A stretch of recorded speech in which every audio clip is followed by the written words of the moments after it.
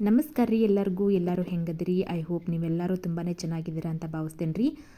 ಇವತ್ತು ಎಳ್ಳು ಅಮಾವಾಸ್ಯೆ ಸ್ಪೆಷಲ್ ನಾನು ಹುರಕ್ಕಿ ಹೋಳ್ಗಿನ ಯಾವ ರೀತಿಯಾಗಿ ಮಾಡೋದು ಅಂತ ತೋರಿಸ್ಕೊಡ್ತೀನಿ ಬರ್ರಿ. ಇವಾಗ ನೋಡ್ತಾ ಇದ್ರಲ್ಲ, ಈ ಹುರಕ್ಕಿ ಹೋಳ್ಗೆ ಮಾಡೋದಕ್ಕೆ ನವಣೆ, ಆಮೇಲೆ ಅಕ್ಕಿ, ಸ್ವಲ್ಪ ಕಡಲೆಬೇಳೆ ಇದೆಲ್ಲದನ್ನು ಒಂದು ಹದವಾಗಿ ನಾನು ಹುರ್ಕೊಂಡಿದ್ದೀನಿ ರೀ. ಹಂಚು ಒಳಗೆ ಹಾಕ್ಕೊಂಡು ಸ್ವಲ್ಪ ಸಿಡಿಬೇಕು, ಅಲ್ಲಿವರೆಗೂ ನಾವು ಇದನ್ನ ಕಡಲೆಬೇಳೆ, ಅಕ್ಕಿ ಹಾಗೆಯೇ ನಾವು ನವಣಕ್ಕಿನ ಹುರ್ಕೊಂಡು ಇಟ್ಕೊಳ್ಳೋಣ ನೋಡ್ರಿ. ನಾನು ಸುಮಾರು ಒಂದು ನಮ್ಮ ಕಡೆ ಏನಂತೀರಿ ಒಂದು ಕಾಲ್ಪಾವ್ ಅಂತ ಹೇಳ್ತೀವಿ, ಅಷ್ಟನ್ನು ನಾನು ಹುರಿದು ಇಟ್ಕೊಂಡಿನಿ ರೀ. ಒಂದು ಯಾವುದಾದ್ರೂ ಒಂದು ಪಾತ್ರೆಗೆ ಅಥವಾ ಗ್ಲಾಸಿಗೆ ನೀವು ತೊಗೊಳ್ಳೋದಾದರೆ ಒಂದು ನವಣಕ್ಕಿನ ಒಂದು ಗ್ಲಾಸ್ ತೊಗೋರಿ. ಅದಕ್ಕೆ ಒಂದು ಅರ್ಧದಕ್ಕಿಂತ ಕಡಿಮೆ 1/4 ಕಪ್ ಆಗುವಷ್ಟು ನೀವು ಕಡಲೆಬೇಳೆ, ಹಾಗೆಯೇ ಒಂದು 1/4 ಕಪ್ ಆಗುವಷ್ಟು ಅಕ್ಕಿನ ಇದನ್ನಷ್ಟನ್ನು ತೊಗೊಂಡು ನೀವು ಹುರಿದು ಇಟ್ಕೊಂಡು ಇದನ್ನು ನೀವು ಗಿರಣಿಗೆ ಹಾಕಿಸಿ ಇಟ್ಕೊಂಡಿದ್ರಿ ಅಂತಂದ್ರೆ ತುಂಬಾ ಈಸಿಯಾಗಿ ನೀವು ಈ ನವಣಕ್ಕಿ ಹೋಳ್ಗಿನ ಅಥವಾ ಹುರಕ್ಕಿ ಹೋಳ್ಗಿನ ಮಾಡ್ಕೋಬೋದು ನೋಡಿರಿ. ತುಂಬಾ ಸ್ಪೆಷಲಾಗಿ ನಮ್ಮ ಕಡೆ ಇದನ್ನ ಏನು ಮಾಡ್ತಾರೆ ರೀ ಅಂತಂದ್ರೆ ಎಳ್ಳು ಅಮಾವಾಸ್ಯೆಗೆ ಮಾಡ್ತಾರೆ ನೋಡಿರಿ.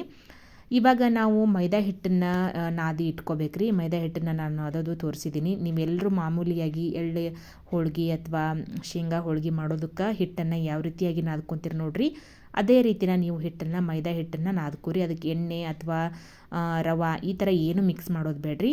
ಬರೀ ಮೈದಾ ಹಿಟ್ಟು ಸ್ವಲ್ಪ ನೀರನ್ನು ಹಾಕ್ಕೊಂಡು ಹದವಾಗಿ ಚಪಾತಿ ಹಿಟ್ಟಿನ ಅದಕ್ಕಿಂತ ಒಂದು ಸ್ವಲ್ಪ ನಾವು ಮೆದುವಾಗಿ ನಾದ್ಕೊಂಡ್ರೆ ಸಾಕು ನೋಡಿರಿ. ಚಪಾತಿ ಹಿಟ್ಟಿನ ಅದಕ್ಕನ್ನು ನಾದ್ಕೋರಿ. ಅದಾದಮೇಲೆ ಇಲ್ಲೇ 1.5 ಕಪ್ ಆಗುವಷ್ಟು ನಾನು ಬೆಲ್ಲ ತೊಗೊಂಡಿದ್ದೆ. 1.5 ಕಪ್ ಆಗುವಷ್ಟು ನೀರನ್ನು ಹಾಕ್ಕೊಂಡು ಇಟ್ಕೊಂಡಿದ್ದೀನಿ. ಇದು ಬೆಲ್ಲ ಎಲ್ಲ ಚೆನ್ನಾಗಿ ಕರಗಿದಾದ ನಂತರ ಇದಕ್ಕೆ ಏಲಕ್ಕಿ ಪೌಡ್ರನ್ನ ಕೂಡ ಸೇರಿಸ್ಕೊಂಡಿದ್ದೀನಿ ನಾನು.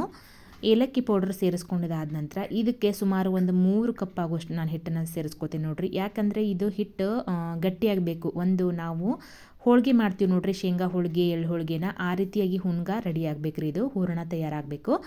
ಸೊ ಇದು ನಾವು ಹಿಟ್ಟು ಹಾಕಿದ್ರೆ ನಾವು ಗಟ್ಟಿ ಆಕೈತಿ ಅನ್ನುವಂಥದ್ದು ಅವಶ್ಯಕತೆ ಏನಿಲ್ಲ ರೀ. ಇದು ಎಷ್ಟು ಗಂಟುಗಳಿಲ್ದಾನೆ ನಾವು ಈ ಥರ ನಾವು ತಿರುಗಿಸ್ತಾ ಇದ್ವಿ ಅಂತಂದರೆ ಗಂಟುಗಳೆಲ್ಲ ಒಡೆದು ಬಿಡ್ತೈತ್ರಿ. ಇದು ಬಿಸಿ ಒಳಗನ ಒಂಚೂರು ಗಂಟು ಆಗದೇನೆ ನಾವು ಈ ರೀತಿಯಾಗಿ ಮಾಡ್ಕೋಬೋದು. ತುಂಬಾ ಈಸಿಯಾಗಿ ಮಾಡ್ಕೋಬೋದು. ನೋಡ್ತಾ ಇದ್ರಲ್ವ ಗಂಟುಗಳು ಯಾವ ಥರ ಒಡಿತಾ ಇದೆ ಅಂತಂದು ಈ ಥರ ತಿರುಗಿಸ್ತಾನೆ ಇರಬೇಕು ನೋಡಿರಿ. ಹಿಟ್ಟನ್ನು ಒಂದು 3 ಬೌಲ್ ಆಗುವಷ್ಟು ಹಿಟ್ಟನ್ನು ಹಾಕ್ಕೊಂಡೆ ನೋಡಿರಿ. ಯಾಕಂದ್ರೆ ಹೂರಣದ ಥರ ಆಗಬೇಕಲ್ರಿ ಇದು. 1.5 ಕಪ್ಪಾಗೆ ನೀರಿಗೆ ನಾನು ಒಂದು 3 ಕಪ್ ಆಗುವಷ್ಟು ಹಿಟ್ಟನ್ನು ಸೇರಿಸ್ಕೊತಾ ಇದ್ದೀನಿ.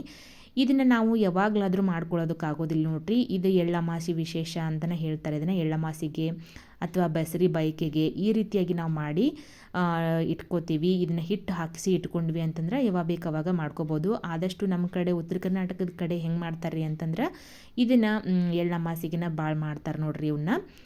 ಇವಾಗ ನೋಡ್ತಾ ಇದ್ರಲ್ಲ, ಈಗ ನಾನು ಏನು ಮಾಡಾಕತ್ತೀನಿ ರೀ ಅಂತಂದ್ರೆ ಇದನ್ನು ಮೈದಾ ಹಿಟ್ಟು ನಾದಿಟ್ಕೊಂಡಿದ್ನಲ್ಲ ರೀ, ಸ್ವಲ್ಪ ಸಣ್ಣದಾಗಿರುವಂಥ ಉಳ್ಳಿನ ತೊಗೊಂಡು ಇದನ್ನು ಒಂದು ಮೀಡಿಯಮ್ ಸೈಜ್ನಲ್ಲಿ ನಾನು ಚಪಾತಿ ಥರ ಅಥವಾ ರೌಂಡ್ ಶೇಪ್ನಲ್ಲಿ ಲಟ್ಟಿಸಿ ಇಟ್ಕೊಂಡಿದ್ದೀನಿ.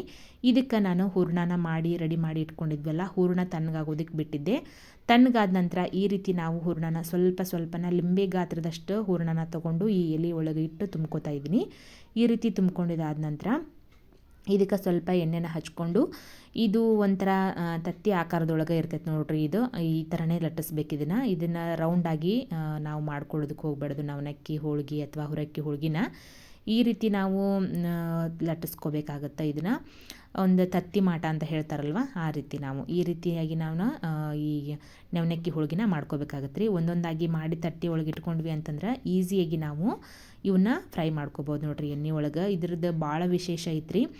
ಈ ರೀತಿಯಾಗಿ ಮಾಡ್ಕೊಂಡು ತಿನ್ನೋದ್ರಿಂದ ಟೇಸ್ಟ್ ಕೂಡ ಚೆನ್ನಾಗಿರ್ತೈತಿ.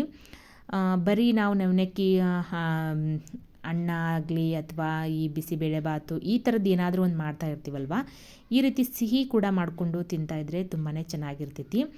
ಇದು ಒಂದು ವರ್ಷಕ್ಕೆ ಒಂದಿನದಲ್ಲಿ ನಮ್ಮ ಸೈಡ್ ಮಾಡ್ತಾರೆ ನೋಡಿರಿ. ಇದನ್ನು ನೀವು ಕೂಡ ಈ ರೆಸಿಪಿನ ಟ್ರೈ ಮಾಡಿರಿ. ಹೆಂಗಾಗಿತ್ತು ಅಂತ ಹೇಳಿ ನಂಗೆ ಕಮೆಂಟ್ ಮಾಡಿರಿ. ಎಣ್ಣೆ ಕೂಡ ಕಾಯ್ದಕ್ಕೆ ಇಟ್ಕೊಂಡಿದ್ದೆ. ಆವಾಗ ಇದನ್ನು ನಾನು ಮಾಡಿಟ್ಟಿರುವಂತಹ ನವಣಕ್ಕಿ ಹೋಳ್ಗಿನ ಒಂದೊಂದಾಗಿ ನಾವು ಫ್ರೈ ಮಾಡ್ಕೊಳ್ಳೋಣ್ರಿ. ಇವು ಎಷ್ಟು ಫ್ರೈ ಆಗಬೇಕು ಅಂತಂದ್ರೆ ಮೇಲ್ಗಡೆ ಎಲ್ಲ ಕೆಂಪಗಾಗಬೇಕು ನೋಡಿರಿ. ಈ ರೀತಿ ಕೆಂಪಗಾದವು ಅಂತಂದ್ರೆ ಸಾಕು. ಇವನ್ನ ಫ್ರೈ ಮಾಡ್ಕೊಂಡಿದ್ದೆ ತೆಗೆದುಬಿಡೋಣ್ರಿ. ಮೇಲ್ಗಡೆ ಎಲ್ಲ ಫುಲ್ ಗರಿ ಗರಿಯಾಗಿ ಬರ್ತಾವ್ರಿ. ಇವು ಒಳಗಡೆ ತುಂಬಾ ಸಾಫ್ಟಾಗಿ ಬರ್ತೈತಿ. ಬೆಲ್ಲನ ನೀವು ನೋಡ್ಕೊಂಡು ಹಾಕೋರಿ. ನಿಮ್ಗೆ ಬೆಲ್ಲ ಭಾಳ ಬೇಕಾಗಿತ್ತು ಅಂತಂದ್ರೆ 1-2 ಕಪ್ ಆಗುವಷ್ಟು ಬೆಲ್ಲನ ಸೇರಿಸ್ಕೋಬೋದು. ತುಂಬಾ ಗರಿ ಗರಿಯಾಗಿ ಬರ್ತಾವೆ ಇವು ಹುರಕ್ಕಿ ಹೋಳ್ಗೆ. ಈ ಹುರಕ್ಕಿ ಹೋಳ್ಗೆ ರೆಸಿಪಿ ನಿಮ್ಗೆ ಇಷ್ಟ ಆಯಿತು ಅಂತಂದ್ರೆ ವಿಡಿಯೋಗೊಂದು ಲೈಕ್ ಕೊಡ್ರಿ. ಮತ್ತೊಂದು ಹೊಸ ರೆಸಿಪಿಯೊಂದಿಗೆ ನಾನು ನಿಮ್ಮನ್ನು ಭೇಟಿ ಹಾಕಿನ್ರಿ. ಅಲ್ಲಿವರೆಗೂ ಎಲ್ಲರಿಗೂ ನಮಸ್ಕಾರ ರೀ. Thank you for watching. ಇದು ಹೂರಣ ಏನು ಇಟ್ಟಿರ್ತೇವಲ್ಲ ರೀ, ಇದು ಏನೂ ಹೊರಗಡೆ ಬರಂಗಿಲ್ಲ ರೀ. ಇದು ಎಷ್ಟು ಗಟ್ಟಿಯಾಗಿ ಹಿಡ್ಕೊಂಡಿದೆ ಅಂತ ನೀವು ನೋಡ್ತಿರ್ಬೋದು. ನನ್ನ ವಿಡಿಯೋ ನೋಡಿದಂಥ ನಿಮ್ಮೆಲ್ಲರಿಗೂ ಧನ್ಯವಾದಗಳು. Thank you for watching.